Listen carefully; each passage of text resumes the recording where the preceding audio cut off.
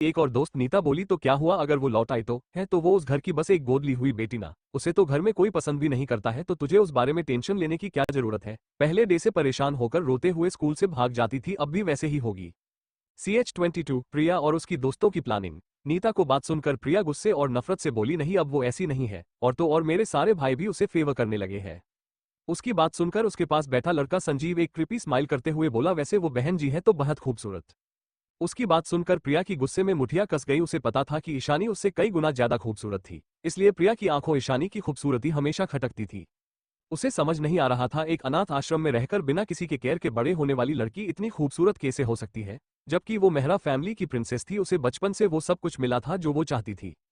तभी मोहित प्रिया को गुस्सा होते हुए देख बोला, रिलैक्स प्रिया डार्लिंग, हम उसे एक अच्छा सबक सिखाएंगे, क्यों संजीव? उसने संजीव की तरफ देखते हुए आंख मारकर बोला। उनकी बातों से तीनों लड़कियां समझ गई कि सजीव और मोहित ईशानी के साथ क्या करना चाहते हैं, पर इससे उन्हें कोई फर्क नहीं पड़ रहा था। ऐसे ईशानी को किसकी ही फिक्र है, जो सिर्फ एक गोद ली हुई बेटी है, अगर किसी को पता चल भी गया तो कोई कुछ नहीं करने वाला। वहीं प्रिया को थोड़ा डर तो लग रहा था, क्योंकि प्रिया जानती थी कि ईशानी गोद ली हुई बेटी नहीं है बल्कि मेहरा फैमिली की असली बेटी है, और अब तो उसके भाई भी उसके ही साथ देते हैं। अगर उन्हें पता चल गया कि इन सब में प्रिया का हाथ है तो वो जरूर उसे बहुत बुरी पनिशमेंट देंगे। ऊपर से अब ईशानी वो बेवकूफ बहन जी नहीं है, अब वो डॉक्टर ईशा है, अपनी आइडेंटिटी यूज करके वो कुछ भी कर सकती है।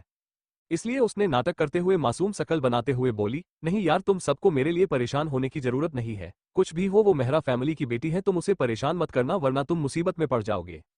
उसकी बात सुनकर रोमी बोली, डोंट वरी यार, तू बहुत भोली है इसलिए तुझे कोई फर्क नहीं पड़ रहा है, और अगर तू ऐसे ही चुप रही तो एक दिन आएगा जब वो तेरी फैमिली को तुझसे छीन लेगी।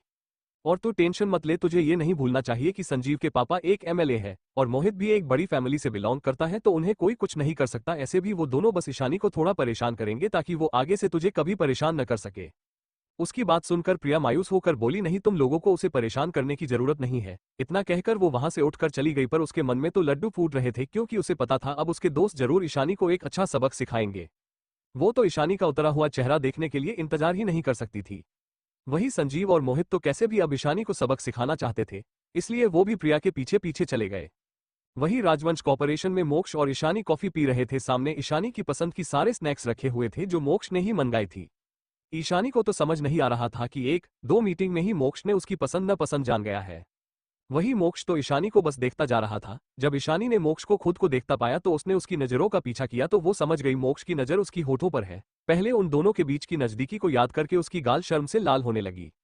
वो उस पर से अपनी नजर हटाकर बोली, मिस्टर मोक्ष मुझे अब चलना चाहिए, काफी देर हो गई है।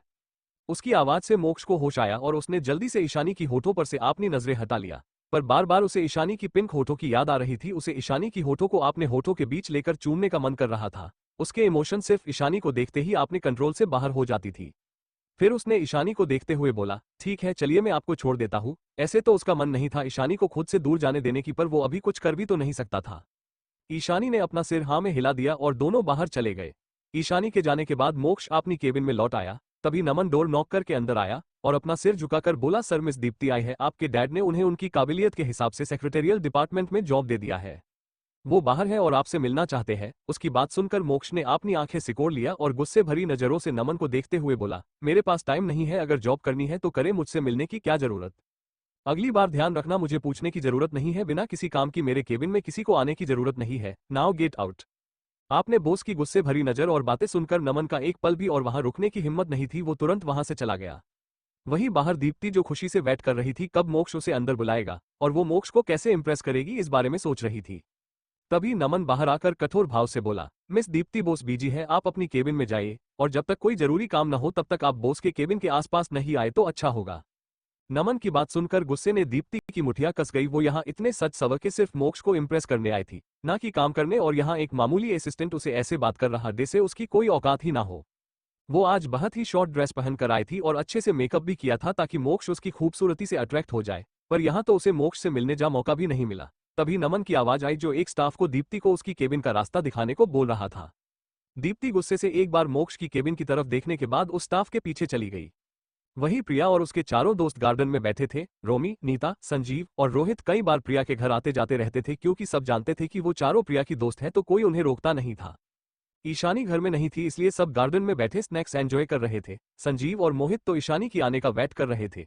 वहीं रोमी और नीता भी ईशानी को कैसे संजीव और मोहित परेशान करेंगे ये देखने का वेट कर रहे थे। सबसे ज्यादा खुश तो प्रिया थी क्योंकि उसके डैड और भाई इस वक्त घर में नहीं थे और अगर संजीव और मोहित ईशानी को परेशान करेंगे तो भी कोई कुछ नहीं बोलते वाला था। वैसे भी मोहित की फैमिली बैकग्राउंड मेहरा फैमिली से भी बड़ी थी और संजीव भी के पापा भी एमएलए थे, तो ईशानी के साथ थोड़ी सी मजाक करने पर शायद उसकी फैमिली कुछ नहीं बोलेगी। और अगर किसी ने कुछ कहा तो वो बोल देगी कि संजीव और मोहित बस उससे मजाक कर रहे थे। वो अब बस ईशानी के आने का वेट कर रही थी। तभी मेंशन के अंदर एक कार एंटर हुआ और ईशानी अपनी डोमिनेटिंग और के साथ कार से बाहर आए।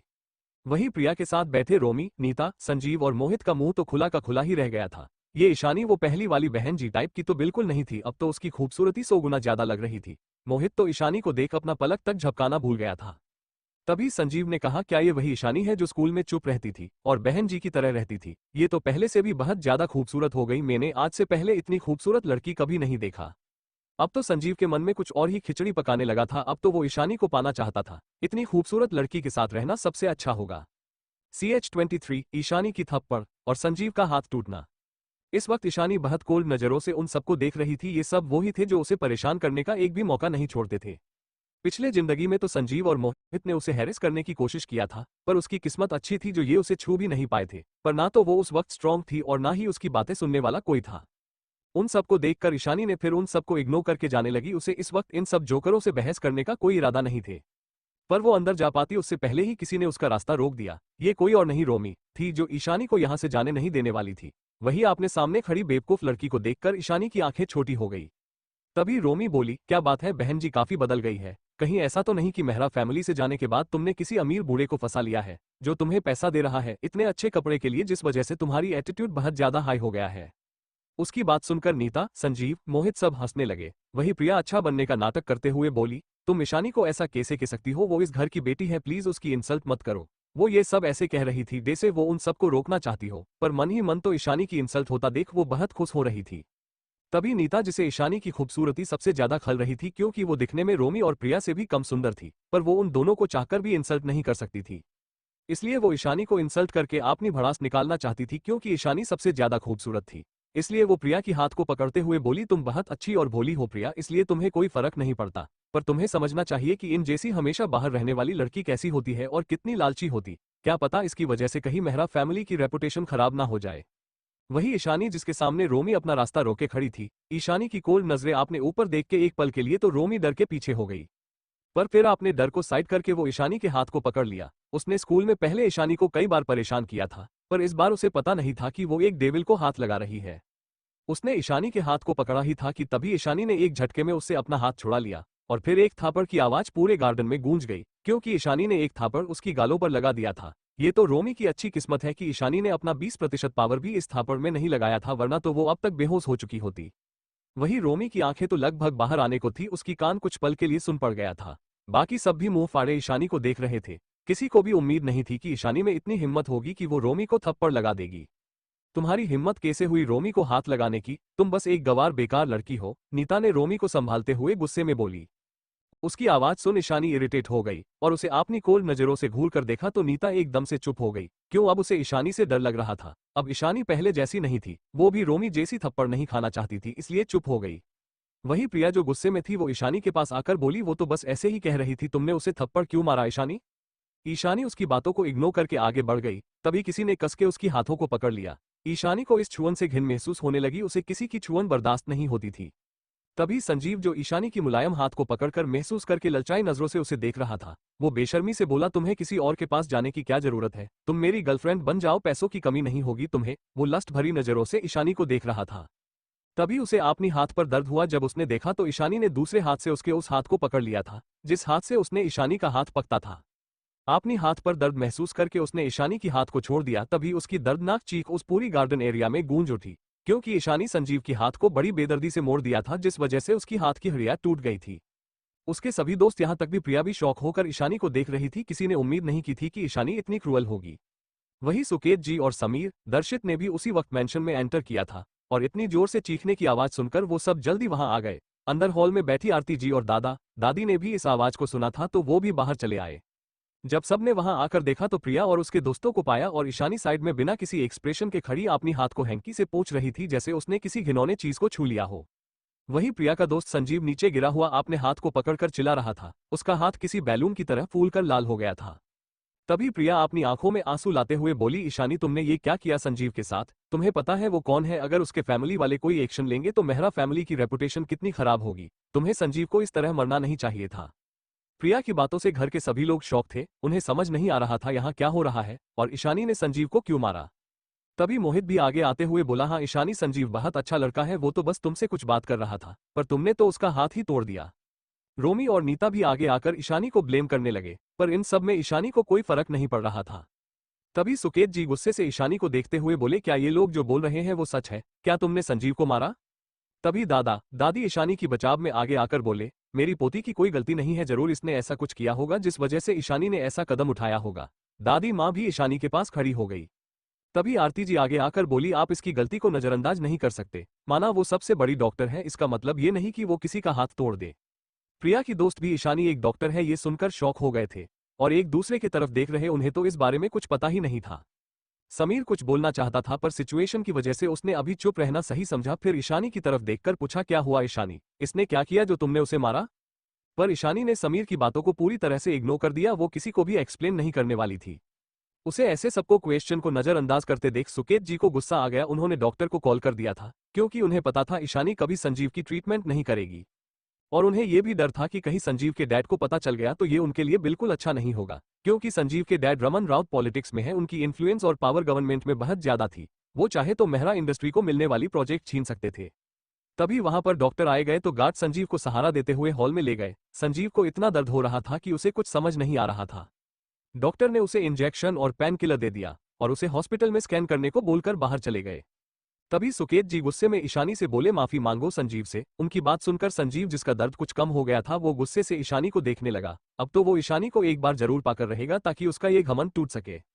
वहीं प्रिया भी मन ही मन डेविल स्माइल कर रही थी, उसके बाकी दोस्त भी मन ही मन खुश हो रहे थे।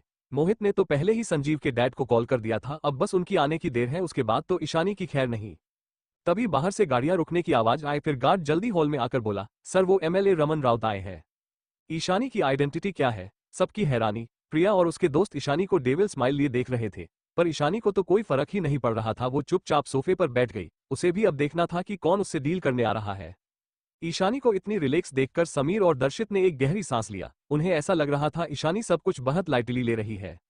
सुकेत जी और आरती जी भी थोड़ा परेशान हो गए। भले ही ईशानी की बहुत इन्फ्लुएंस हो, पर क्या वो पॉलिटिक्स में अपनी इन्फ्लुएंस इस्तेमाल कर सकती है? उन्हें पता था रमन राउत कितनी पावरफुल है। प्रिया को तो ईशानी को इतना शांत देख गुस्सा आ रहा था। इस वक्त तो ईशानी को डर जाना चाहिए था। सबसे ज्यादा गुस्से में तो दादाजी और दादी माँ थे। उन्हें पता था उनकी प्यारी पोती की कोई गलती नहीं होगी, जरूर संजीव ने ही ऐसा कुछ कहा होगा उनकी पोती को गुस्सा दिलाने के लिए, वरना उनकी पोती कभी बेवजह किसी से लड़ाई नहीं करती। तभी रमन राउत हॉल के अंदर आए, उनके साथ उनकी बॉडीगार्ड्स भी थे। जब संजीव ने अपने पापा को देखा तो उसकी आंखों में चमक आ गई। वो कुछ पल के लिए अपने दर्द को भूल गया। जब रमन जी उसके पास आए तो उनकी नजर संजीव की हाथ पर गई। आपने बेटे को इस हालत में देखकर उन्हें गुस्सा आ गया। किसने किया ये तुम्हारे साथ? मेरे बच्चे, अभी बताओ, तुम्हारे पापा उसे छोड़ेंगे नहीं, उसे तो मैं नर्क की दर्शन करवाऊंगा। आपने पापा की बात सुनकर संजीव दर्द में करने की नाटक करते हुए ईशानी जहां बैठी थी उस तरफ पॉइंट करते हुए बोला, पापा इस बदतमीज लड़की ने मेरे हाथ को तोड़ दिया। पापा मैं तो बस इसे नॉर्मली बात कर रहा था, पर पता नहीं इसे मेरी बात क्या बुरा लग गया। आपने बेटे को रोते हुए देख और उसके फूले लाल हाथ को देखकर रमन जी को तो पहले ही गुस्सा आ रहा था, अब आपने बेटे की बात सुनकर उन्हें और भी गुस्सा आ गया। संजीव उनका इकलौता बेटा था, कोई उनकी बेटे पर हाथ कैसे उठा सकता है? उन्होंने उसे आज तक कभी नहीं मारा था और ना ही डांटा था। तभी सुकेत जी आगे आकर बोले, जरूर कोई मिसअंडरस्टैंडिंग हुई है मिस्टर राउत। उनकी बात सुनकर रमन राउत बोले, देखिए मिस्टर मेहरा, मुझे पता है आप बिजनेस में बहुत पावरफुल है, पर पॉलिटिक्स में आप भी मेरा रुतबा जानते हैं, इसलिए आप मुझे उसे सौंप दीजिए जिसने मेरे बेटे की ये हालत किया है। तभी समीर आगे आकर बोला, भले ही आप पॉलिटिक्स में पावरफुल, पर ईशानी मेरी बहन है, हम उसे आपको नहीं सौंपेंगे। दर्शित भी समीर के साथ आकर खड़ा हो गया। वही रमन जी ने बोला, आपकी बहन तो प्रिया है ना? मैं तो उसकी बात कर रहा हूँ जिसने मेरे बेटे की ये हालत किया है। उनकी बात सुनकर कोई कुछ बोलता उससे पहले प्रिया बोली, अंकल प्लीज ईशानी को माफ कर दीजिए, वो मेहरा फैमिली की बेटी है, उसे नहीं पता था संजीव कौन है, वरना वो कभी ऐसे बर्ताव नहीं करती। वो ऐसे बोल रही थी जैसे सबको लगे कि वो ईशानी की तरफ से बोल रही है, पर असल बात तो ये थी कि उसे डर था कि कहीं पोल न खुल जाए और उसकी दोस्तों को पता न चल जाए कि ईशानी ही इस घर की असली बेटी है, वो नहीं। तभी रोमी बोली, प्रिया तो उसकी तरफ से क्यों बोल रही है? उसने संजीव को मारा है तो उसे सजा तो मिलनी ही चाहिए। उसकी बाकी दोस्त भी यही सब बोलने लगे। तभी सुकेत जी गुस्से से ईशानी की तरफ देखकर बोले, ईशानी अभी माफी मांगो संजीव से। ईशानी को इस ड्रामे ने अब कोई इंटरेस्ट नहीं था, इसलिए उसने पलटकर सबकी तरफ देखा। जब रमन राउत की नजर ईशानी पर पड़ी तो एक पल के लिए तो वो हैरान हो गए, फिर डर से उनके माथे से पसीना बहने लगा। ईशानी सोफे के दूसरी तरफ मुंह करके बैठी थी और रविकांत जी और प्रभा जी उसके पास, समीर और दर्शित सामने खड़े थे, इसलिए अब तक उसने ईशानी का चेहरा नहीं देखा था। अब तो रमन जी को संजीव को 2 थापड़ लगाने का मन कर रहा था। क्या ऐसे कोई और नहीं मिली जो सीधे डेविल से पंगा ले लिया? अब तो शायद उसकी कुर्सी के साथ साथ उसकी बेटे की जान भी चली जाएगी। उसे ईशानी की क्रूएलिटी के बारे में अच्छे से पता था। उसे पता था कि ये विश्वंभर सहाय की पोती है और दैनिक सहाय की लाडली, अगर इसे खरोच भी आया तो पूरे दिल्ली में हलचल मच जाएगी। और उसे अच्छे से पता था अगर ईशानी इसी वक्त उसके बेटे और उसे मार डालेगी तो भी कोई उसका कुछ नहीं पाएगा। उसने पहले भी सुना था कि विश्वंभर सहाय अपनी इस पोती को कुछ ज्यादा ही प्यार करते हैं। उसने यहाँ तक भी सुना था कि दिल्ली में एक पोटीशियन जिसने दैनिक सहाय को अपने दुश्मनी के चलते अटैक करवाया था, उसका एक ही रात में ईशानी ने नमो निशान मिटा दिया था। उसने बस एक बार गवर्नर ऑफिस में ईशानी को देखा था, इसलिए उसे पता था ईशानी कितनी क्रूएल है। तभी आरती जी सॉफ्ट आवाज में बोली, ईशानी तुमने गलती की है तो एक बार माफी मांग लो।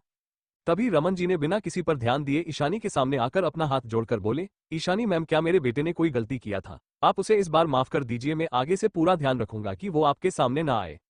वहीं रमन राउत को ऐसे ईशानी के सामने हाथ जोड़ता देखकर घर के सभी लोगों के साथ साथ प्रिया और उसके दोस्त भी शौक में थे।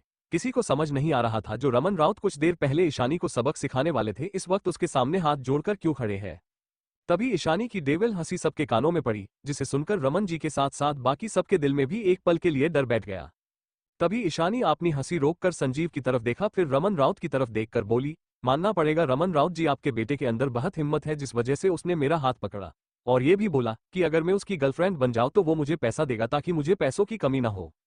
उसकी बात सुनकर प्रिया और उसके दोस्तों को भी डर लग रहा था, पर रमन जी जिस तरह ईशानी के सामने हाथ जोड़े खड़े थे, इस वक्त वो ईशानी के खिलाफ कुछ नहीं कह पा रहे थे। वही समीर और दर्शित को तो बहुत गुस्सा आ रहा था, आखिरकार गलती संजीव की थी, फिर भी वो बेशर्मों की तरह ईशानी से माफी मंगवाना चाहता था। उन दोनों का तो मन कर रहा था अभी संजीव को मार मारकर उसके बाकी हाथ पर भी तोड़ दे। वही ईशानी की बात सुनकर सुकेत जी और आरती जी को अब ईशानी से नजर मिलान से भी शर्म आ रहा था। उन्हें पहले ईशानी की बात सुननी चाहिए था, क्योंकि भले ही ईशानी ने संजीव का हाथ तोड़ दिया था, पर यहाँ पहले गलती संजीव ने किया था। वही ईशानी की बातें सुनकर और उसकी खतरनाक ऑरा को महसूस करके रमन राउत डर के मारे थर थर कांप रहा था। उसने गुस्से में अपने बेटे की तरफ देखा जिसने उनके लिए इतनी बड़ी मुसीबत खड़ी कर दिया था। आपने पापा को गुस्से में खुद की तरफ देखता पाकर एक पल के तो संजीव डर गया, फिर आपने आदत के अनुसार गुस्से में बोला, डैड आप इस 2 कौड़ी की लड़की से माफी क्यों मांग रहे हो? ये बस एक मेहरा फैमिली की गोद ली हुई बेटी है। सबको पैसे चाहिए तो मैं बस इस लड़की को आपने साथ रहने के लिए पैसे ऑफर कर दिया, तो क्या गलत किया? उसकी बातें सुनकर दादा दादी को गुस्सा आ गया। तभी रविकांत जी गुस्से में बोले, तुम किसे 2 कौड़ी की और गोद ली हुई कह रहे हो? ईशानी मेरी असली इकलौती पोती है। अगर एक बार और तुमने अपने मुंह से मेरी पोती के लिए ऐसी बात निकली तो मैं राउत फैमिली की परवाह किए बिना ही तुम्हें सबक सिखाऊंगा। उनकी बात सुनकर प्रिया के सारे दोस्त प्रिया को अजीब नजरों से देखने लगे। प्रिया उन सब की नजरों में सवाल पड़ सकती थी और उन सबको खुद की तरफ देखता पाकर वो डर गई। दर्शित और समीर को भी संजीव पर बहुत गुस्सा आ रहा था उसकी मुंह से ईशानी के लिए ऐसी बातें सुनकर, पर वो कुछ बोलते उसे पहले ही हॉल में एक चटाक की आवाज गूंजी। सबने देखा तो ये रमन जी थे जिन्होंने गुस्से में संजीव को थापड़ मारा था। संजीव तो आंखें फाड़े अपने पापा को देख रहा था जिन्होंने उसे पहले कभी उस पर हाथ नहीं उठाया था। डैड, संजीव ने बस इतना बोला था कि रमन राउत ने एक और थापड़ उसकी गाल पर लगा दिया और बोले, तुम्हारी इतनी हिम्मत, तुम ईशानी मैम को पैसों की ऑफर देकर आपने साथ रखोगे? अगर वो चाहे तो अभी मुझे अपनी कुर्सी से हटा सकते हैं। तुम उन्हें पैसा दोगे, वो चाहे तो राउत फैमिली जैसी 1000 फैमिली को अपना नौकर बनाकर रख सकते हैं। उनके सामने तुम्हारी औकात ही क्या है जो तुम उन्हें अपनी गर्लफ्रेंड बनाओगे? इतना कहकर उन्होंने एक और थापड़ संजीव के गालों पर लगा दिया। उनका ये नालायक बेटा उनके लिए कुछ अच्छा नहीं करता, पर मुसीबत तो खड़ी ना करे। वही बाकी सब तो रमन जी की बातें सुनकर हैरान थे। घरवाले तो कभी मार खाता हुआ संजीव को देखते तो कभी ईशानी को देखते, उन्हें समझ नहीं आ रहा था कि ये रमन राउत जैसा इतना बड़ा पावरफुल पॉलिटिशियन ईशानी से इतना डर क्यों रहा है, को आपने ही बेटे को कपड़ों की तरह धो रहा है। CH25 सबकी हैरानी, विश्वंभर सहाय की पोती। आपने पापा को खुद को इस तरह मरते देख संजीव को अब डर लग रहा था। उसने आपने पापा को इतना गुस्सा करते हुए कभी नहीं देखा था। उन्होंने तो आज तक कभी उस हाथ उठाना तो दूर हिस्से में कुछ बोला भी नहीं था। उसे समझ नहीं आ रहा था एक मामूली लड़की के लिए उसके पापा उस पर इतना गुस्सा क्यों कर रहे हैं। तभी ईशानी की कोल्ड आवाज आई, रमन जी, लगता है आपकी मार में इतना दम नहीं है कि आपके बेटे को तमीज सिखा सके। क्या मैं आपकी कुछ मदद करूं? रमन राउत ने डरते हुए ईशानी को देखा जिसके चेहरे पर एक कोल्ड स्माइल थी। उसे देखकर लग रहा था जैसे वो अभी सबको मार डालेगी। रमन जी ने अपने बेवकूफ बेटे को देखा जो अब भी गुस्से में था। उन्होंने उसे और भी ताकत से चाटा मारा जिस वजह से संजीव की होठों से खून आने लगा। पर रमन राउत जानता था अगर ईशानी ने संजीव को मारा तो आज उसका बेटा यहाँ से जिंदा वापस नहीं जाने वाला। वही अब तो संजीव की हालत और भी खराब लग रही थी। उसके दोनों गाल सूज गए थे और उसकी हाथ की तरह फूले हुए लग रहे थे। फिर रमन राउत ने ईशानी की तरफ मुड़कर अपनी हाथ जोड़कर बोला, ईशानी आप इस बार मेरे बेटे को माफ कर दीजिए, मैं इसे एक अच्छा सबक सिखाऊंगा। फिर संजीव की तरफ देखकर बोले माफी मांगो ईशानी मैम से अभी इसी वक्त। आपने पापा की बात सुनकर संजीव उन्हें बेयकीनी से देख रहा था। वो तो ईशानी से माफी मंगवाना चाहता था, तो फिर अब उसे ही क्यों ईशानी से माफी मांगनी पड़ रही है। प्रिया और उसके दोस्त भी रमन जी के ऐसे बिहेवियर से चौंक गए थे। वहीं प्रिया मन ही मन सोच रही थी क्या इन्हें पता है कि ईशानी ही डॉक्टर ईशा है जिस वजह से ये इतने डरे हुए हैं। प्रिया का प्लान फेल हो गया था, ऊपर से उसके दोस्त उसे अजीब नजरों से देख रहे जैसे वो उससे सच सुनना चाहते हो। वहीं सुकेत जी भी इस वक्त शौक थे और ईशानी को देख रहे थे। वो इस ईशानी को उस पुराने वाली ईशानी से जोड़ ही नहीं पा रहे थे जो हमेशा शांत और डरी हुई रहती थी। उन्हें याद था जब ईशानी इस घर में आई थी तब वो कितनी मासूमियत से बात करती थी। उन सबके रूड बिहेवियर और उसे अपनाने से इनकार करने के बाद भी वो सबसे प्यार से बात करती थी। ये ईशानी जिसे उन सब ने ठुकरा दिया था, अब वो बिल्कुल बदल गई है। उसके मन में अब घर में किसी के लिए प्यार नहीं है। आरती जी भी अपनी उस बेटी को देख रहे थे जिसे उन्होंने प्रिया से प्यार के चलते ठुकरा दिया। अब उनका दिल गिल्ट से भर गया था। समीर और दर्शित भी यही सोच रहे थे कि उन्होंने ईशानी को अपना मानने से इनकार करके उसे खुद से दूर कर दिया था। अब ईशानी खुद ही उनके पास नहीं रहना चाहती। उन्हें बुरा भी लग रहा था कि अब ईशानी बदल गई है। तभी संजीव की आवाज से सब होश में आए। आई एम सॉरी, मुझसे गलती हो गई। संजीव ने ईशानी के सामने सिर झुकाकर बोला। उसे ये अच्छा तो नहीं लग रहा था, पर आपने पापा को इतने गुस्से में देखकर उसे इस वक्त माफी मांगना ही सही लगा। उसकी माफी सुनकर भी ईशानी को कोई फर्क नहीं पड़ा। वो उठी और आपने दादाजी और दादी माँ की तरफ देखकर प्यार से बोली, दादाजी दादी माँ, मैं ऊपर आपने रूम में जा रही हूँ, मुझे थोड़ी देर के लिए रेस्ट करना है। उसकी बात सुनकर दादी माँ उसके सिर पर हाथ फेर कर बोली, ठीक है मेरी बच्ची, तू रूम में जा रेस्ट कर। उनकी बात सुनकर ईशानी बिना किसी को देखे अपनी रूम की तरफ चली गई। उसे अब इन सब ड्रामे से आगे कोई मतलब नहीं था। उसकी जाने के बाद रमन राउत ने एक गहरी सांस लिया, जैसे उनकी आत्मा उनके शरीर में वापस लौट आई हो। तभी संजीव जो अब तक चुप था और दर्द में था, जब ईशानी चली गई तो उसने हिम्मत कर आपने दर्द को साइड करके बोला, पापा आपने मुझे क्यों मारा और आप उस लड़की से इतना डर क्यों रहे थे। उसकी बात सुनकर रमन जी को फिर से गुस्सा आ गया। उनका ये नालायक बेटा कभी सिचुएशन को क्यों नहीं समझता। फिर वो उसे देखकर गुस्से से बोले, शट अप तुम बेवकूफ नालायक, तुम्हें पता भी है वो कौन है। ये तो अच्छा हुआ कि उन्होंने तुम्हारे साथ कुछ ज्यादा नहीं किया, वरना तुम्हारी बदतमीजी की वजह से वो तुम्हारे साथ साथ हमारे पूरे परिवार का नामो निशान इस दुनिया से मिटा देते। आगे से ध्यान रखना, जब भी तुम उन्हें देखो अपना सिर झुका के साइड से चली जाना, पर उनके साथ कभी मत उलझना। रमन जी के बात सुनकर सब हैरान थे। आखिर ईशानी की कौन सी आइडेंटिटी है जिसने रमन राउत जैसा पावरफुल पॉलिटिशियन को इतना डरा दिया। तभी प्रिया आगे आते हुए बोली, अंकल आप इतना डर क्यों रहे हैं। भले ही ईशानी दुनिया की सबसे बड़ी डॉक्टर हो, पर आपको इतना परेशान होने की जरूरत नहीं है। वो किसी का कुछ नहीं कर सकती। प्रिया को लग रहा था जरूर रमन जी को ईशानी की डॉक्टर ईशा वाली आइडेंटिटी के बारे में पता है, जिस वजह से वो डरे हुए हैं। बाकी सभी घरवाले भी यही सोच रहे थे। तभी रमन जी प्रिया की बात सुनकर कंफ्यूजन से बोले, डॉक्टर कौन डॉक्टर, क्या मिस ईशानी एक डॉक्टर है। रमन जी को कंफ्यूज देख सब समझ गए कि रमन जी को अब तक नहीं पता कि ईशानी ही डॉक्टर ईशा है। अब तो वो सब और कंफ्यूज हो गए कि अगर उन्हें पता ही नहीं कि ईशानी ही डॉक्टर ईशा है तो फिर वो ईशानी से इतना क्यों डर रहे हैं। तभी संजीव बोला, अगर आप उसे जानते ही नहीं तो फिर आप उससे इतना डर क्यों रहे हैं। आपने उस काल की आई लड़की से मुझ पर हाथ क्यों उठाया। तभी मोहित आगे आकर बोला, हाँ अंकल वो बस एक मामूली लड़की है, आप उससे इतना डर क्यों रहे हो। आपने बेटे और मोहित की बात सुनकर रमन जी अब और भी इरिटेटेड महसूस कर रहे थे। अभी तो ईशानी ने उन्हें और उनके बेटे को छोड़ दिया, पर ईशानी की एक्सप्रेशन से वो समझ गए थे कि अगर आगे उनके बेटे ने दोबारा कोई गलती किया तो वो उन सबको छोड़ेगी नहीं। वो आपने माथे से पसीना पोंछते हुए गुस्से में बोले, क्या मामूली लड़की लगा रखा है तुम दोनों ने। वो विश्वंभर सहाय की पोती है और दैनिक सहाय की प्यारी बेटी, अगर उसे खरोच भी आ गया तो विश्वंभर सहाय दिल्ली में बैठे बैठे ही हमारे पूरे परिवार को गायब कर देंगे। वो अपनी पोती ईशानी से कुछ ज्यादा ही प्यार करते हैं और उन्हें छोड़ो, ईशानी अकेली ही हमारे पूरे परिवार को बर्बाद कर सकती है। आज तक जितने भी लोग ईशानी के खिलाफ कुछ भी किया वो सब बर्बाद हो गए हैं। फिर संजीव की तारा देखकर बोले, इसलिए आगे से ध्यान रखना, तुम कभी भी ईशानी के खिलाफ कुछ भी ना करो वरना हम सब बर्बाद हो जाएंगे। उनकी बात सुनकर वहां खड़े सभी लोग डर गए थे, खास करके प्रिया और उसके दोस्त की तो डर के मारे पसीना बह रहा था। उन्होंने तो ईशानी को पहले भी स्कूल में परेशान किया था, अगर वो उन सबसे बदला लेगी तो कहीं उन्हें लेने के देने ना पड़ जाए। घर के सभी नौकर और बटला भी जो दूर खड़े थे रमन जी की बातें सुनकर कर डर गए थे। वही घर वाले तो अब तक शौक में थे, सिर्फ दादाजी और दादी माँ को छोड़कर वो तो पहले से ही जानते थे। उन्हें बस थोड़ी सी जलन होती थी जब कोई उनकी प्यारी पोती को अपनी पोती कहता था, पर वो दोनों खुश भी थे कि ईशानी को यहाँ ना सही पर यहाँ से जाने के बाद तो इतने सारे आपने मिले रिश्ते मिले जो उसे बहुत ज्यादा प्यार करते हैं।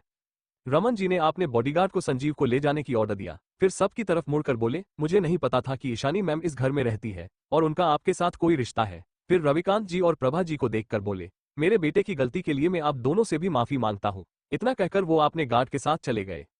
वही सुकेत जी ने रनिकांत जी को देखा जिनके चेहरे पर नॉर्मल एक्सप्रेशन थे, तो वो समझ गए कि जरूर उनके पापा को इस सब के बारे में पहले ही पता होगा।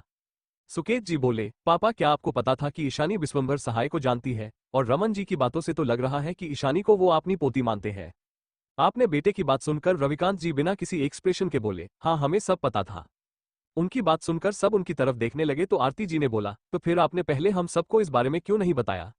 आरती जी की बात सुनकर दादी माँ को भी गुस्सा आ गया। मुझे नहीं लगता तुम सब मेरी पोती के बारे में कुछ जानना डिजर्व करते हो। तुम लोगों की वजह से मेरी बच्ची ने बहुत दर्द तकलीफ सह है। जब वो यहाँ से जाकर अपनी नई रिश्ते और जिंदगी में खुश थी तो हम तुम लोगों को क्यों अपने पोती की जिंदगी के बारे में बताते? दादी माँ ने गुस्से से आरती जी और सुकेत जी को बोला। CH26 सच्चाई और राजवंश फैमिली की खुशी। उनकी बात सुनकर प्रिया घबराने लगी, क्योंकि उसकी दोस्त यहीं पर खड़े थे। तभी रोमी प्रिया की तरफ देखते हुए बोली, प्रिया तुमने तो कहा था कि ईशानी इस घर की गोद ली हुई बेटी है, तो फिर तुम्हारे दादाजी ये क्यों बोल रहे हैं कि वो इस घर की असली बेटी है? उसकी बातें घर के सभी लोग सुन पा रहे थे। उनकी बात सुनकर सदर्शित गुस्से में बोला, ईशानी इस घर की असली बेटी है, कोई गोद ली हुई बेटी नहीं है। और फिर प्रिया की तरफ देखकर बोला, आगे से ध्यान रखना, अगर तुम्हारी या तुम्हारे किसी दोस्त की वजह से ईशानी को परेशानी हुई तो मुझसे बुरा कोई नहीं होगा। दर्शित की बात सुनकर प्रिया को बहुत गुस्सा आ रहा था। उसके दोस्त उसे अजीब नजरों से देख रहे थे, इसलिए वो झूठी आंसू बहाकर अपने दोस्तों की तरफ देखकर बोली, सॉरी मैं झूठ नहीं बोलना चाहती थी, पर अब तक फैमिली ने अनाउंस नहीं किया है कि ईशानी इस घर की असली बेटी है और मैं एक गोद ली हुई बेटी हूँ, इसलिए मुझे लगा अगर मैं अनाउंस होने से पहले अगर ईशानी की सच्चाई बता दी तो शायद प्रॉब्लम हो सकती है। इसलिए मैंने सच नहीं बताया, बट मेरा कोई और इरादा नहीं था। डैड, मोम, भाई, मैं सच कह रही हूँ। उसे रोते हुए देखकर आरती जी का दिल पिघल गया। वो उसे प्यार से बोली, मुझे पता है ये तुम्हारी गलती नहीं है और तुम भी इसी घर की बेटी हो। अपनी मॉम की बात सुनकर प्रिया दिल ही दिल में खुश हो गई। उसे पता था उसे रोते हुए देखकर उसकी मॉम को जरूर बुरा लगेगा। आखिरकार वो इतने सालों से उनके साथ है, ईशानी के वजह से वो कभी आपने हक नहीं छोड़ने वाली थी।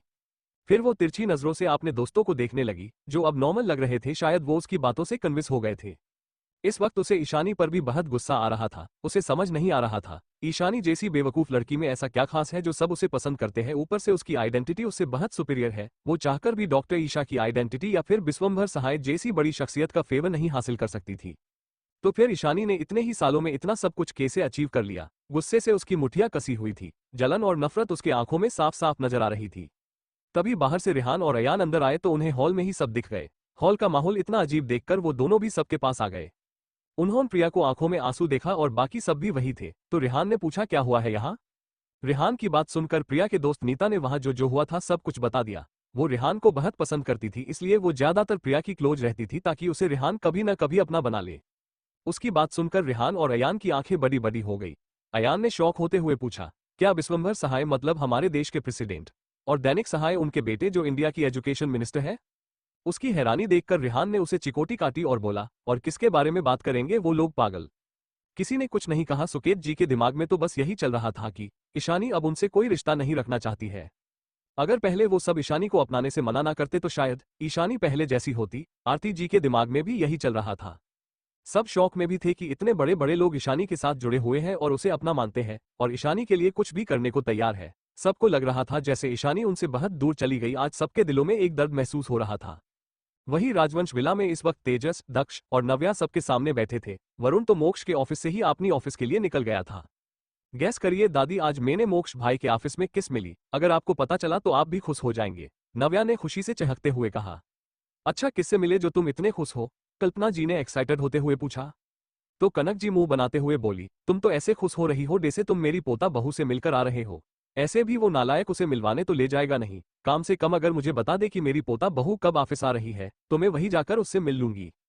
उनकी बात सुनकर नव्या, तेजस और दक्ष ने एक दूसरे को देखा। फिर नव्या बोली, हाँ दादी माँ, आपकी बात बिल्कुल सच है। हम आज जब मोक्ष भाई के ऑफिस गए थे तो हमने उन्हें मोक्ष भाई के ऑफिस में देखा। उसकी बात सुनकर कल्पना जी और कनक जी एक्साइटेड हो गए। नरेंद्र जी और अखिलेश जी भी अब इंटरेस्ट के साथ उनकी बात सुनने लगे। तभी तेजस बोला, है मेरी प्यारी दादी माँ, वो बिल्कुल सच कह रही है। हम सब आज भाभी से मिले थे। सच में? तो तुम सबने मुझे क्यों फोन नहीं किया? मुझे भी अपनी होने वाली बहू से मिलना था, कल्पना जी ने मुंह फूलते हुए कहा। तो कनक जी भी उनका साथ देते हुए बोली, हाँ हम दोनों ही वहां आ जाते अपनी पोता बहू से मिलने, तुम सब किसी काम के नहीं हो।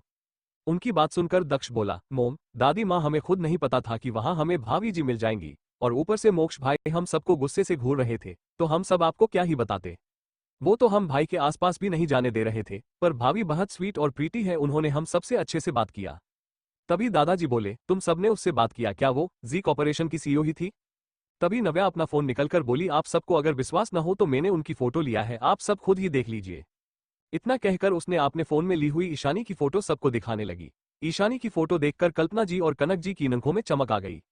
अखिलेश जी और नरेंद्र जी को भी ईशानी पसंद आ रही थी। ऐसे भी उनका पोता आज तक किसी लड़की के करीब नहीं गया। अगर वो इस लड़की के इतने करीब है, इसका मतलब वो सच में ईशानी से बहुत ज्यादा प्यार करता होगा। दोनों के मन में ही खुशी की लड्डू फूट रहे थे, पर वो किसी के सामने ज्यादा जाहिर नहीं कर रहे थे। वाह, मेरी होने वाली बहू कितनी सुंदर है, किसी की नजर ना लगे मेरी बहू को, कल्पना जी ने ईशानी की फोटो देखते हुए बोला। हाँ, आखिर पसंद किसकी है? मेरे पोते की पसंद है तो इसे खास तो होना ही चाहिए थे, कनक जी ने बलाई लेते हुए बोली। ऐसे ये बहुत छोटी नहीं लग रही है, इतनी कम उम्र में इतनी बड़ी सफलता हासिल करना कोई नॉर्मल बात नहीं है, अखिलेश जी ने गुरूर के साथ कहा, जैसे कहना चाहते हो मेरी बहू सबसे काबिल है। उनकी बात सुनकर नव्या बोली, हाँ डैड, ईशानी भाभी अभी सिर्फ 21 वर्ष की है, दक्ष भाई की एज की। उसकी बात सुनकर कनक जी बोली, मेरी बच्ची तो बहुत छोटी है, पता नहीं ये मेरी पोते को पसंद करेगी या नहीं। अब उन्हें अपने पोते के लिए चिंता होने लगा था।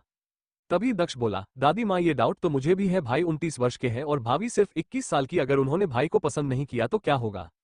तभी नव्या बोली, ऐसा कुछ नहीं नहीं है, मुझे तो लगता है ईशानी भाभी भी भाई को बहुत पसंद करती है। मैंने उनकी आंखों में भाई के लिए प्यार देखा है, वो दोनों एक दूसरे को चुपके चुपके से देख रहे थे। उसकी बात सुनकर दादी माँ थोड़ी शांत हो गई। उन्हें हमेशा मोक्ष की शादी की चिंता ही लगी रहती। वो बस जल्द से जल्द मोक्ष के शादी के बाद अपने परपोता देखना चाहते थे। तभी नरेंद्र जी बोले, ये बच्ची बहुत काबिल है, इतनी कम उम्र में इसने इतना सब कुछ हासिल कर लिया, वो भी सिर्फ 4 सालों में। मेरे पोते ने आखिरकार अपने लिए एक हीरा ढूंढ ही लिया। सभी बहुत खुश थे और ईशानी से मिलने के लिए भी एक्साइटेड थे। सब ईशानी से बात करना चाहते थे। CH27 दीप्ति की इंसल्ट और वेद सहगल। दीप्ति ने कुछ सोचा, फिर उसकी आंखों में चमक आ गई। उसने खुद को सही किया और अपना मेकअप ठीक करके मोक्ष के केबिन की तरफ जाने लगी। वही मोक्ष अपने केबिन में बैठा अपनी फोन में नव्या की भेजी हुई फोटो देख रहा था, जिसमें वो और ईशानी बहुत करीब थे। उसके होठों पर इस वक्त स्माइल थी जो उसे और ज्यादा अट्रैक्टिव बना रहा था। कोई देखकर कह ही नहीं सकता ये वही मोक्ष है जो हर वक्त सीरियस रहता है। तभी डोर पर नॉक की आवाज से वो इरिटेट होकर आखिर बार ईशानी की फोटो को देखता है और फिर से अपना फेस सीरियस बना देता है। कम इन, इतना बोलकर वो फोन को साइड में रख देता है।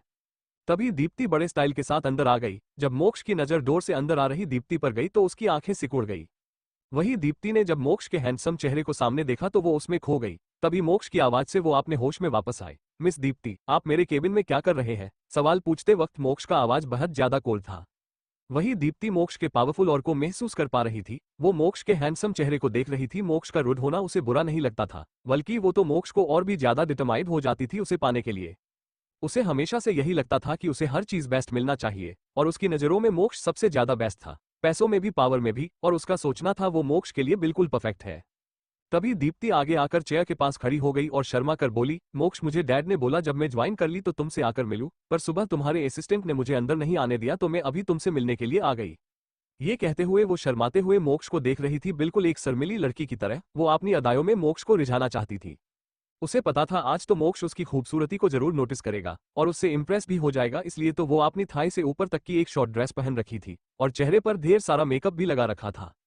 तभी उसकी सपने पर पानी फेरते हुए मोक्ष अपनी सर्द आवाज में बोला, मिस दीप्ति, आपके लिए बॉस बोलना अच्छा रहेगा। शायद आप भूल रही है आप यहाँ एम्प्लॉय है और मुझे मेरे नाम से बुलाने का हक मैंने किसी को नहीं दिया। आगे से इस बात का ध्यान रखना, वरना मुझे 1 मिनट नहीं लगेगा मेरे कंपनी से किसी कचरे को बाहर फेंकने में। मोक्ष के मुंह से आपने लिए कचरा सुनकर दीप्ति का चेहरा पीला पड़ गया। वो यहाँ सज धज के सिर्फ मोक्ष के लिए ही तो आई थी, तो फिर वो उसे ऐसे कैसे ट्रीट कर सकता है? अगर कोई और होता तो जरूर उसकी खूबसूरती में पागल हो जाता, पर यहाँ मोक्ष उसे एक नजर देख भी नहीं रहा है और तो और उसे कचरा की तरह ट्रीट करके उसकी इंसल्ट भी कर रहा है। आप जा सकती है मिस दीप्ति। मोक्ष की बातों से दीप्ति ने मोक्ष को देखा, फिर ठीक है बोलकर बाहर चली गई। गुस्से में उसकी मुठिया कसी हुई थी। नहीं, मैं ऐसे हार नहीं मान सकती, मुझे कुछ भी करके मोक्ष को अपना बनाना है, नहीं तो मेरा इस कंपनी में आने का कोई मतलब नहीं रह जाएगा। मोक्ष सिर्फ मेरा है, मैं उसे पाकर रहूंगी चाहे मुझे कुछ भी क्यों ना करना पड़े। इतना कहकर दीप्ति अपनी केबिन की तरफ बढ़ गई। शाम का वक्त, मेहरा मैंशन में इस वक्त महाजन फैमिली और सेठी फैमिली आई हुई थी। ईशानी को छोड़कर घर के सभी बड़े वही थे, दादा दादी भी वही थे, क्योंकि आज समीर और सेठी फैमिली की बेटी सुहाना सेठी की सगाई की डेट फिक्स होने वाली थी। उसी दिन राहुल और प्रिया की मंगेतर होने वाली बात भी अनाउंस होने वाली थी। सुहाना और समीर दोनों एक दूसरे को पसंद करते थे। सुहाना बाकी लड़कियों की तरह घमंडी बिल्कुल नहीं, वो एक अच्छी सुलझी हुई लड़की थी, जिस वजह से समीर भी उसे पसंद करने लगा था। तभी सुहाना के पापा निर्मल सेठी, सुकेत जी और बाकी सबको देखकर बोले, क्यों न हम अगले हफ्ते ही बच्चों की सगाई करा दें? उनकी बात से सब सहमत लग रहे थे, तो सबने भी उनकी बातों पर हामी भर दिया। तभी सुहाना की मां बनीता जी बोली, हमने सुना है आपकी बेटी ईशानी वापस आ गई है, तो कहाँ है वो? कहीं दिख नहीं रही है। उनकी बात सुनकर सबको सुबह वाला सीन याद आ गया। उनकी चेहरे पर परेशानी साफ झलकने लगी। समीर भी चाहता था कि ईशानी आज यहाँ सबके साथ रहे, पर उसे पता था ईशानी यहाँ नहीं आएगी। वहीं प्रिया को गुस्सा आ रहा था। उसे समझ नहीं आ रहा कि जब वो यहाँ है तो बनीता जी ईशानी के बारे में क्यों पूछ रही है। वो इस घर की बेटी है। ईशानी इस घर की प्रिंसेस कभी नहीं बन पाएगी, ना ही उसकी जगह ले पाएगी जो बचपन से उसकी है। वहीं महाजन फैमिली में सबका मुंह बन गया। मोहिनी जी और रोमिका को ईशानी बिल्कुल पसंद नहीं थी। उन्हें ईशानी गवार लगती थी जो सालों से अनाथ आश्रम में थी। उन्हें तो प्रिया ही सबसे अच्छी और मॉडर्न लगती थी। कैसा उन्हें पसंद था। ऐसे भी प्रिया इस घर में मेहरा फैमिली में ही पाली बड़ी थी और उन्हें यह भी पता था इस घर में कोई भी ज्यादा ईशानी को पसंद नहीं करता था और ना ही ध्यान देता था। और उन्हें यह भी पता था कि ईशानी की जी शेयर होने चाहिए, वो सब शेयर प्रिया को मिले। तो जाहिर सी बात है उन्हें लगता था कि प्रिया को ही मेहरा फैमिली अपनी असली बेटी मानते हैं। पर उन्हें नहीं पता वो पहले की बात थी। अब घर में ज्यादा कोई ईशानी को नापसंद नहीं करता था। और ऐसे भी ईशानी के पास इतना प्रॉपर्टी है जो उनकी डे से महाजन फैमिली के बिजनेस डे से 1000 कंपनियां चुटकियों में खड़ी कर सकती है। तो उसे भला इस छोटे से शेयर की क्या की जरूरत। तभी आरती जी बोली, वो अपने रूम में है, थोड़ी देर बाद आ जाएगी, आप सब स्नैक्स लीजिए। आरती जी ये सब ईशानी की टॉपिक की बातों को टालने के लिए कह रही थी। उन्हें भी पता था ईशानी को बुलाने का कोई फायदा नहीं है। फिर सब बातें करने लगे। प्रिया तो बार बार राहुल से ही चिपक रही थी। वो सबको ये दिखाना चाहती थी कि भले ही ईशानी इस घर की असली बेटी हो, पर आज भी सब प्रिया को ही वैल्यू देते हैं। वो खुद को एक एलिगेंट लड़की की तौर पर प्रेजेंट कर रही थी ताकि घर वालों को लगे कि ईशानी उसके सामने कुछ भी नहीं है और इसी वजह से राहुल ने ईशानी के बदले उसे चुना है। पर उस बावकूफ को कौन समझाए कि ईशानी को राहुल जैसे कचरों में कोई इंटरेस्ट ही नहीं है। तभी बाहर गाड़ियां रुकने की आवाज आई और थोड़ी देर में नकुल, जैकी और उनके साथ एक हैंडसम लड़का अंदर आया। मेहरा फैमिली, सेठी फैमिली और महाजन फैमिली असमंजस से उन तीनों के देख रही थी। मेहरा फैमिली भी सिर्फ नकुल को ही पहचानते थे, पर उसके साथ आए दोनों लड़कों को वो नहीं जानते थे। वहीं नकुल को अब रिग्रेट हो रहा था क्यों उसने जैकी और वेद सिर की जिद की वजह से जैकी को यहाँ लाया, क्योंकि जैकी अपनी मुंह सिकोड़ते हुए सबको घूर रहा था। डे से अभी सबको यहाँ से डराकर भगा देगा। नकुल ने जैकी को अपने पीछे कर दिया और बोला, माफ करना, हमें नहीं पता था आज आपके घर मेहमान है। हमें बस मैम से कुछ काम था, इसलिए हम बिना परमिशन लिए आ गया। नकुल की बात सुन जैकी, जिसे कुछ नहीं पता था कि यहाँ क्या हो रहा है, उसने नकुल से बोला, तुम इन सबसे क्यों माफी मांग रहे हो? ये कौन होते हैं हमें ईशानी मैम से रोकने वाले? देखने में तो किसी ड्रामा में पार्ट लेने वाले जोकर लग रहे हैं सब के सब। जैकी की ऐसी घमंड भरी बात सुनकर नकुल को खंबे से अपना सिर पीटने का मन कर रहा था। वही घरवाले तो शौक में जैकी को देख रहे थे जो उनके ही घर में खड़ा होकर उन्हें इंसल्ट किए जा रहा था। पर जैकी के लिए तो ये बात नॉर्मल था क्योंकि वो सबसे ऐसे ही बात करता था। ऊपर से ईशानी की वजह से वो उसे किसी का डर नहीं था क्योंकि उसे पता था भले ही ईशानी उस पर गुस्सा करती थी पर वो जैकी को अपना भाई जैसा मानती है। तभी निर्मल सेठी की नजर नकुल के पीछे खड़े लड़के पर गई जो चुपचाप हाथ बंधे खड़ा था। उसे देखकर निर्मल सेठी अपनी जगह से उठकर खड़े हो गए। उन्हें ऐसे हड़बड़ी में खड़ा होता देख सब उनकी तरफ ही देखने लगे। निर्मल जी अपनी होठों पे मुस्कुराहट लिए उस लड़के के पास जाकर अपना हाथ आगे करके बोले, हेलो मिस्टर सहगल। उनकी बात सुनकर उस लड़के ने, जिसका नाम वेद था, उसने निर्मल जी की तरफ देखा, फिर बिना किसी भाव के उनसे हाथ मिला लिया। वहीं बाकी सब ने जब निर्मल जी को उस कम उम्र के लड़के रिस्पेक्ट से हाथ मिलते हुए देखा तो राकेश महाजन ने आगे आकर पूछा, मिस्टर सेठी क्या आप उन्हें जानते हैं? उनकी बात सुनकर निर्मल जी हल्की स्माइल करते हुए बोले, हाँ ये सहगल फैमिली के बेटे वेद सहगल है।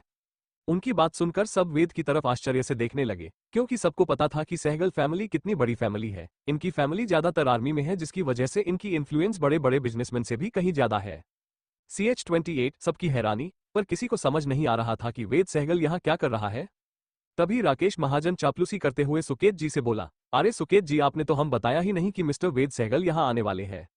इस वक्त राकेश और महाजन फैमिली की आंखें लालच से चमक रही थी। मेहरा फैमिली बिजनेस में उनके बराबर ही था, इसलिए उन्हें ऐसा लग रहा था अगर मेहरा फैमिली ने वेद सहगल को यहाँ बुलाया है तो वो भी इस बात का फायदा उठा सकते हैं। अगर एक बार वो सहगल फैमिली की नजर में आ गए तो पक्का आगे उन्हें बिजनेस में बहुत ज्यादा फायदा होने वाला था। उनकी बात सुनकर सुकेत जी भी कंफ्यूज हो गए। वो तो वेद सहगल को पहचानते भी नहीं थे क्योंकि ऐसी बड़ी बड़ी आर्मी फैमिली ज्यादातर बिजनेस इवेंट में आते ही नहीं थे, तो वो उसे कैसे बुला सकते हैं। उन्होंने असमंजस में निर्मल जी की तरफ देखा। उन्हें लग रहा था इतनी बड़ी फैमिली का बेटा जरूर सेठी फैमिली के बुलाने से आया होगा। वहीं प्रिया और रोमिका की आंखों में चमक आ गई थी। प्रिया तो वेद की हैंडसम चेहरे से अपनी नजरें ही नहीं हटा पा रही थी। उसे अब राहुल को चूज करने का अफसोस होने लगा था। अगर वेद सहगल जैसा पावरफुल बैकग्राउंड वाला लड़का उसे मिल गया तो वो जरूर राहुल को छोड़ देगी। वहीं रोमिका भी वेद को देखकर शर्मा रही थी। उसे हमेशा से वेद जैसा हैंडसम और पावरफुल लड़की ही चाहिए था।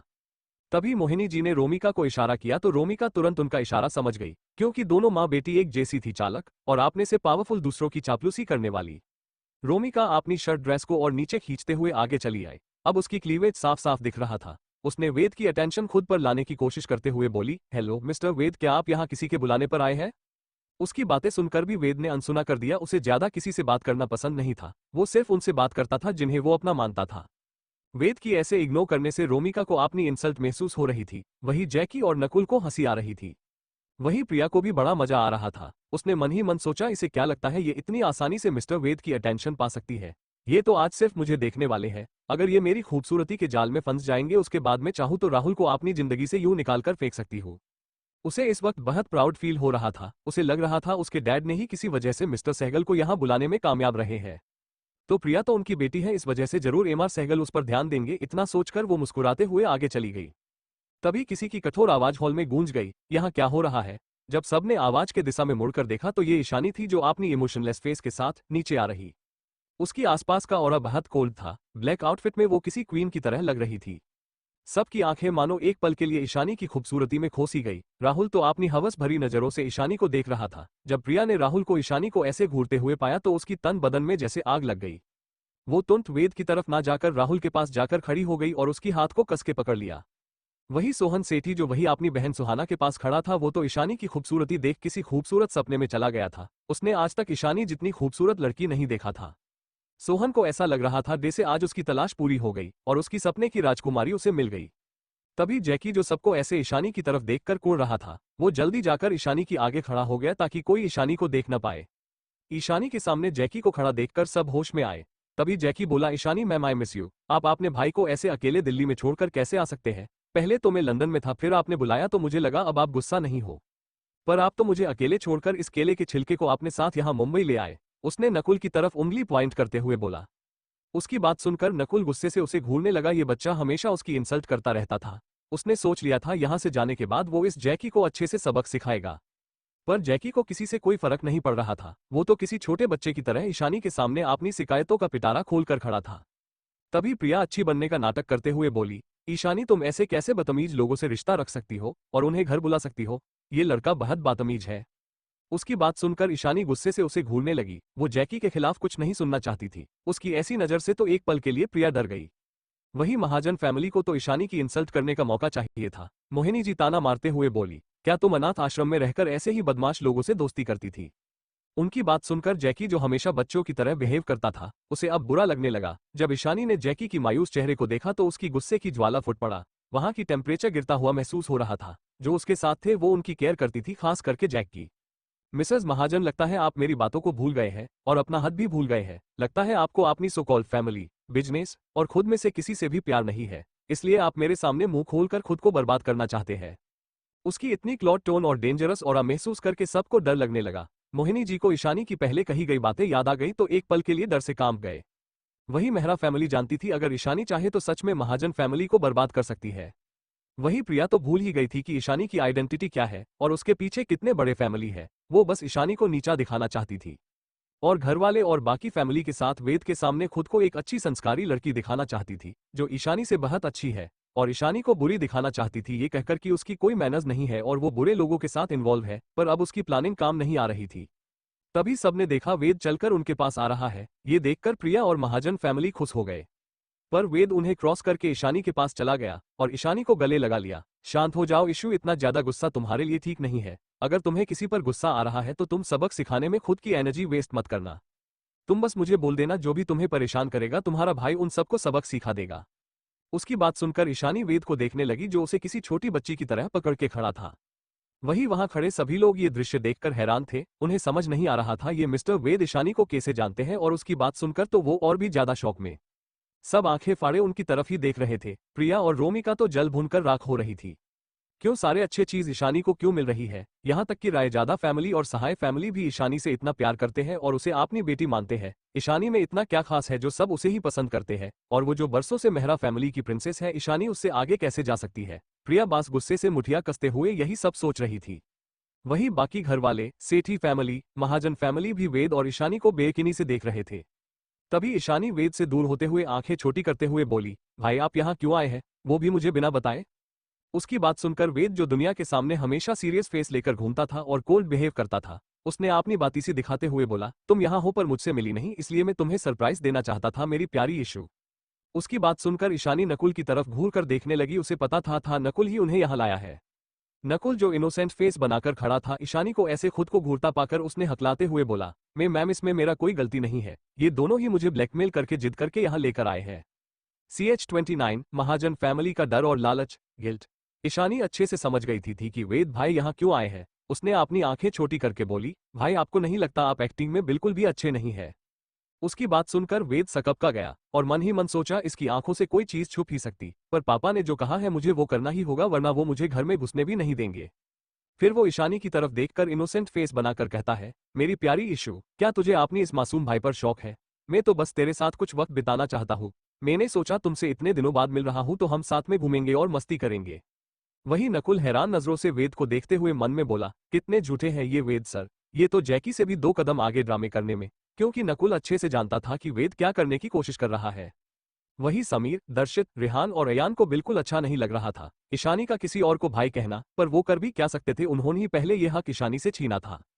और अब ईशानी उनसे कोई रिश्ता नहीं रखता चाहती थी, आज वो किसी और को भाई कह रही है। आज उन चारों को एहसास हो रहा था कि जब कोई अपना आप को अपनाने से मना करके आपकी जगह किसी दूसरे को दे दे तो कैसा लगता है। उन सबने भी ईशानी को अपनी बहन नहीं माना था और प्रिया को ही हमेशा उसके सामने पैम्पर किया था। अगर वो थोड़ा सा भी प्यार ईशानी को उस वक्त देते तो शायद आज वेद की जगह वो होते और सिचुएशन कुछ अलग होती। चारों की दिल में एक टीस सी उठ रही थी। चारों ने एक दूसरे को देखा, फिर नजर फेर कर ईशानी की तरफ देखने लगे। तभी सुकेत जी आगे आकर बोले, मिस्टर वेद, क्या आप दोनों एक दूसरे को जानते हैं? उनकी आवाज सुनकर वेद जो ईशानी को मनाने में बिजी था उसने मुड़कर उनकी तरफ देखा। बाकी सब भी वेद के कुछ बोलने का इंतजार कर रहे थे। वेद की आंखें जो कुछ पल पहले ही ईशानी से बात करते वक्त तारों की तरह चमक रही थी, अब फिर से कोल्ड हो गई थी और वो बोला, हाँ ईशानी मेरी बहन है, घर में सबकी जान बसती है ईशानी में। मुझे मेरे डैड ने ईशानी को घर लाने के लिए भेजा था पर उसने अभी घर जाने से मना कर दिया था, इसलिए मैं आज यहाँ आ गया था क्योंकि मुझे मेरी बहन के साथ वक्त बिताना था।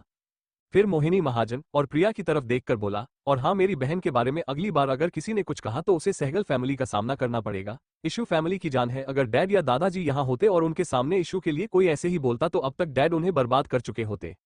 क्योंकि बात जब ईशानी की आती है तब सहगल फैमिली ये नहीं देखेगा कि सामने कौन है, कितना पावरफुल है, दोस्त है या दुश्मन है, सहगल फैमिली उसे बर्बाद करने में कोई कसर नहीं छोड़ेगा।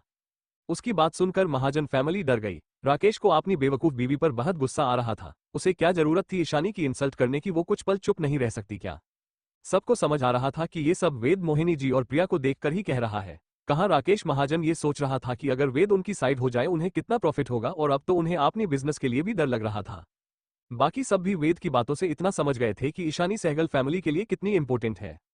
प्रिया को तो डर लग रहा था पर अब उसे गुस्सा भी आ रहा था, उसे अपनी बेइज्जती महसूस हो रही थी क्योंकि वेद ने प्रिया के लिए भी ये सब कहा था।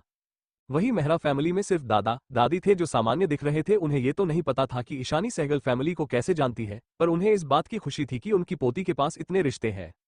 उन्होंने उसे माँ बाप भाई सबके प्यार के लिए तरसते देखा था, पर अब ईशानी के पास इतने रिश्ते थे जो उसे बिना किसी स्वार्थ के प्यार करते थे। अब उन्हें ईशानी की भविष्य की ज्यादा चिंता नहीं थी, वरना उन्हें हमेशा यही टेंशन लगी रहती थी कि अगर उन्हें कुछ हो गया तो ईशानी की क्या होगा, क्योंकि उन्हें पता था कोई भी ईशानी की ख्याल रखने वाला और उसकी भविष्य को सुरक्षित करने वाला नहीं था और उन्हें किसी पर भरोसा भी नहीं था।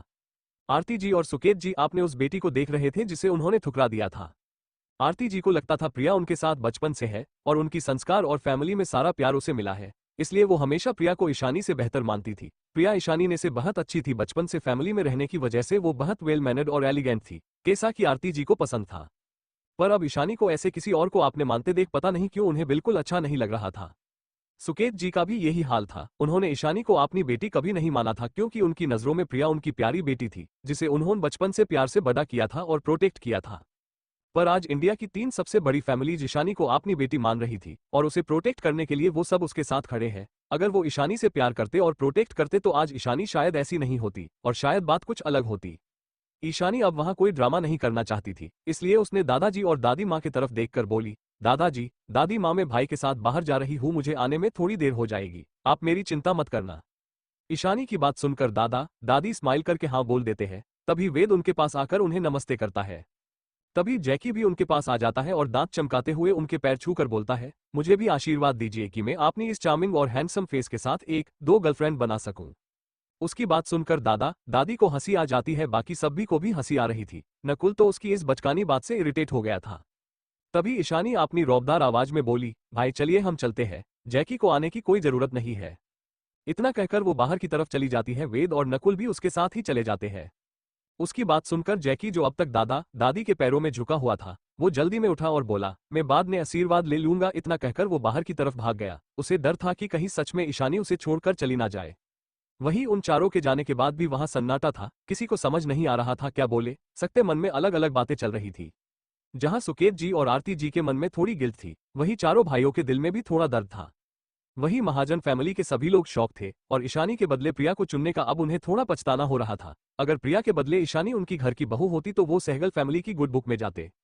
सहगल फैमिली के लिए ईशानी बहुत इंपॉर्टेंट थी, जिसका फायदा उन्हें भी मिलता, उनकी रुतबा और बिजनेस में इन्फ्लुएंस और भी बढ़ जाता। राहुल के मन भी थोड़ा पछतावा हो रहा था। ईशानी की खूबसूरती के आगे प्रिया बिल्कुल फीकी थी, पर प्रिया मेहरा फैमिली की प्रिंसेस थी, जिसलिए उसने उसे चुना था। पर ईशानी तो सहगल फैमिली की चहेती है, जो फैमिली महाजन और मेहरा फैमिली डेसेसो फैमिली को आराम से खरीद सकते हैं। अगर वो प्रिया के बदले ईशानी से शादी कर लेता तो उनका फैमिली बिजनेस रातों रात आसमानों की ऊंचाइयां तक पहुंच जाती। ईशानी की खूबसूरती तो उसकी आंखों में डेसे बस गई थी। उसने अपने पास खड़ी प्रिया को देखा, जो ईशानी के आसपास भी नहीं थी, ना ही खूबसूरती में और न ही इन्फ्लुएंस में। उसने मन ही मन डिसाइड किया वो ईशानी को इम्प्रेस करने की कोशिश करेगा। अगर एक बार ईशानी उसके प्यार में पड़ गई तो वो प्रिया को अपनी जिंदगी से उसी वक्त निकालकर बाहर फेंक देगा। पर उसे कौन बताए, उसका ये दिवा स्वप्न कभी सच नहीं होगा। ईशानी ऑलरेडी मोक्ष नाम की डेविल की दिल है, और अगर इस वक्त मोक्ष यहाँ होता और राहुल के मन में चल रहे ख्याल को जान जाता तो अब तक वो राहुल को काट कर चिल कौओं को खिला चुका होता। टीयर्स ऑफ जॉय CH30 सवाल जवाब और मोक्ष और ईशानी की किस। सभी अब तक शौक में थे। तभी निर्मल सेठी ने कहा, भाई साहब आपने तो कभी बताया नहीं कि ईशानी और सहगल फैमिली के बीच इतना गहरा रिश्ता है। उनकी बात सुनकर सब अपने होश में आए। वहीं सुकेत जी को तो समझ ही नहीं आ रहा था कि क्या जवाब दे, क्योंकि उन्हें तो ईशानी और सहगल फैमिली के बीच रिश्ते के बारे में कुछ पता ही नहीं था। उन्होंने बात को बदलते हुए बोला, वो ईशानी अभी घर आई है, इसलिए हमने इस बारे में ज्यादा नहीं पूछा। आप बैठिए, हमें आगे एंगेजमेंट के बारे में भी बात करनी है। वहीं निर्मल सेठी की नजर अपने बेटे पर थी, जो अब भी बाहर की तरफ देख रहा था। उन्होंने सोहन को ईशानी को देखते हुए देखा। वैसे भी निर्मल जी और उनकी फैमिली बहुत अच्छी थी। उन्हें ना तो ज्यादा लालच था ना ही चाह। अगर उनका बेटा ईशानी को पसंद करता है और ईशानी भी मान जाएगी तो वो उन दोनों की शादी करवा देंगे। कुछ देर बाद महाजन फैमिली और सेठी फैमिली मेहरा मेंशन से चले गए। अब हॉल में सिर्फ मेहरा फैमिली ही मौजूद थे। सुकेत जी रविकांत जी और प्रभा जी की तरफ देखकर बोले, माँ पापा, क्या आपको भी पहले से पता था सहगल फैमिली और ईशानी के रिश्ते के बारे में? उनकी बात सुनकर रविकांत उन्हें देखते हुए बोले, नहीं, हमें इस बारे में नहीं पता था। अगर पता होता तो भी हम तुम सबको इस बारे में नहीं बताते। आप ऐसा क्यों कह रहे हैं पापा? आपको नहीं लगता हमें भी ईशानी के बारे में सब कुछ पता होना चाहिए? आरती जी ने थोड़ा इरिटेट होकर पूछा।